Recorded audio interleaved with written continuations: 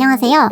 이번 영상에서는 임신 15주차부터 18주차까지 해야 할 일 또는 하면 좋은 일들과 직접 느낀 증상을 말씀드리려 합니다. 먼저 임신 15주차예요. 임신 15주차에 했던 일은 2차 기형아 검사, 성별 확정 받기, 태아 성장 보고서 확인인데요. 여기에 제가 직접 겪었던 증상을 더해 말씀드리려 합니다. 임신 15주차에 한 일로 첫 번째, 2차 기형아 검사 받기입니다. 저는 임신 15주차 5일에 산부인과에 방문해서 2차 기형아 검사를 받았는데요. 임산부는 15주차에서 16주차 정도에 2차 기형아 검사를 받아야 한다고 해요. 산부인과에 가니 2차 기형아 검사는 피검사로 진행이 되었고 결과는 일주일 뒤 산부인과에 직접 방문해서 결과지를 받았어요. 다행히도 모두 저위험군으로 이상이 없다는 결과를 받았습니다. 두 번째, 성별 확정 받기. 2차 기형아 검사를 받으면서 동시에 의사 선생님께서 성별도 확정지어 말씀을 해주셨어요. 초음파로 아기를 보면서 다리 사이를 보시더니 무언가가 보이지 않는다고 하시면서 공주님이라고 말씀을 해주셨습니다. 저는 지난 진료 때 받은 초음파 영상과 태몽으로 이미 딸이란 걸 어느 정도 예측은 하고 있었는데요.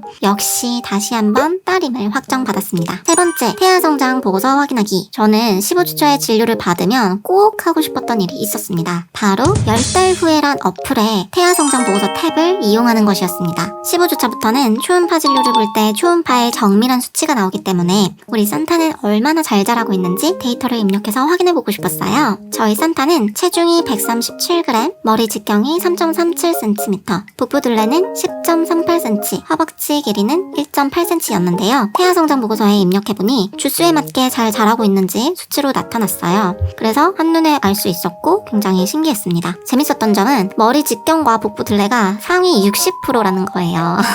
그리고 허벅지 길이는 조금 짧게 측정이 된 게 눈에 띄었다는 거였습니다. 그래도 15주차가 되어서 정밀하게 여러 부위로 나눠서 수치로 확인해보니 신기하기도 했고 안심이 되었습니다. 저는 15주차에 들어 느꼈던 증상은 3가지 정도가 있습니다. 첫 번째, 아침잠이 줄어들었어요. 아침 6시, 7시면은 자동으로 눈이 떠지는 신기한 경험이 시작되었습니다. 왜 그런지 이유는 모르겠는데요. 저 같은 경우에 평일에는 직장에 나가기 때문에 일찍 일어나지만 주말에는 평소 늦잠을 자는 편이었어요. 그래서 항상 9시, 10시까지 늦잠을 잤는데 임신 중기에 들어서면서 주말에 6시, 7시면 눈이 그냥 자동으로 떠지더라고요. 너무 신기했습니다. 이 증상이 임신 중기 내내 이어졌습니다. 두 번째, 식욕이 왕성해지고 체중이 증가했습니다. 임신 중기가 되면서 식욕이 정말 왕성해졌어요. 평소에 이렇게까지 많이 안 먹었는데 먹는 양이 눈에 띌 정도로 많이 늘었습니다. 그랬더니 체중이 벌써 15주차에 4kg나 는 게 아니겠어요?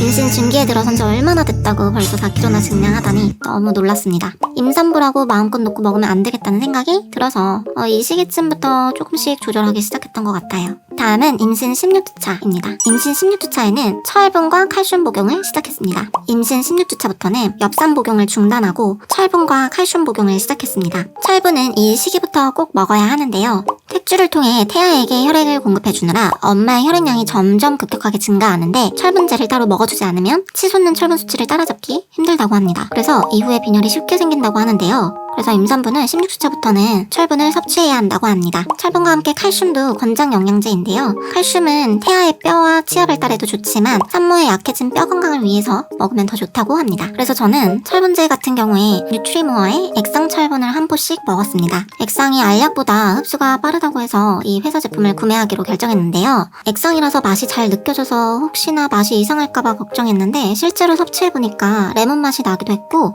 굉장히 맛있는 거예요. 그리고 또 먹기도 편했고 포장도 뜯기 쉽게 되어 있어서 꾸준히 이 제품을 섭취하고 있습니다. 다음으로 칼슘 같은 경우에는 뉴트원의 칼슘, 마그네슘, 비타민 D의 3가지 원료가 들어간 알약으로 구매했는데요. 칼슘이 비타민 D와 함께 섭취하면 좋다고 해서 올인원 제품으로 골랐어요. 임산부의 일일 권장량과 비교했을 때도 용량이 적절해서 굉장히 마음에 들었던 제품이었고요. 실제로 복용해보니까 알약 크기도 딱 좋고 부드러운 목 넘김이 마음에 들었습니다. 영양제 특유의 냄새도 없어서 이 제품을 현재까지 꾸준히 섭취 중입니다. 다음으로 임신 18주차에 느꼈던 증상이 있습니다. 저는 태동을 18주차에 처음으로 느꼈습니다. 처음에는 이게 태동인가 싶은 정도의 느낌이었어요. 오전에 이제 의자에 앉아있으면 아랫배에서 뽀록 하는 느낌이 드는 거예요. 맘카페에서 저는 글을 굉장히 많이 읽었었는데 이 시기쯤에 많은 산모분들이 태동을 느낀다고 하더라고요. 언제쯤부터 느낄 수 있는지 사실 제 배에 집중을 많이 했던 것 같아요. 왜 뽀록뽀록하는 느낌이 드는데 이게 혹시 화장실 신호인가 싶기도 했는데 화장실 신호랑은 또 다른 느낌이더라고요. 제가 느낀 증상을 맘카페에 물어보니까 이게 태동이 맞다고 하는 거예요. 이제 저는 18주차에 느낀 거면 조금 빨리 느낀 편이긴 한데 빠르면 이쯤부터 태동을 느끼거나 보통 20주차 정도에는 태동을 느낀다고 합니다. 마지막으로 소개해드릴 거는 아기 얼굴 어플입니다. 저희는 성별도 확실히 알았겠다. 아기 얼굴은 어떨지 너무 궁금해졌어요. 그러던 와중에 남편이 재밌는 어플을 발견했는데요. 바로 스노우 어플에 있는 미래 아기 얼굴 필터였습니다. 스노우에 있는 미래 아기 얼굴 필터는 남편이랑 제 사진을 올리면 자동으로 미래 아기 얼굴이 생성되는 거였어요. 생각보다 너무 예쁘게 나와가지고 가장 못생긴 표정을 하고 사진을 찍은 뒤에 합성해보기도 했는데요. 그래도 너무 귀여운 거 있죠. 다른 후기들도 보니까 웬만하면 귀엽게 합성해주는 것 같더라고요. 그래서 합성한 저희 사진을 여러 장 보는데 이대로만 나와주면 너무 좋을 것 같았습니다.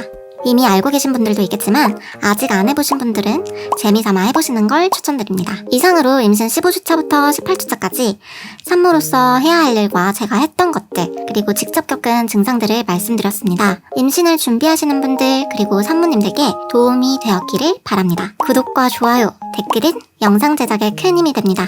끝까지 시청해주셔서 감사합니다.